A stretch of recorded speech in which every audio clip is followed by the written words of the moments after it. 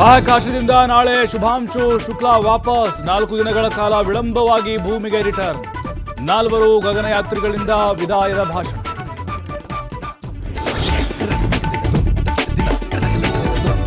ಬಿಹಾರದ ಮತಪಟ್ಟಿಯಲ್ಲಿ ವಿದೇಶಿಗರು ಪತ್ತೆ. ನೇಪಾಳ, ಬಾಂಗ್ಲಾ, ಮ್ಯಾನ್ಮಾರ್ ಪ್ರಜೆಗಳ ಹೆಸರು ಬೆಳಕಿಗೆ.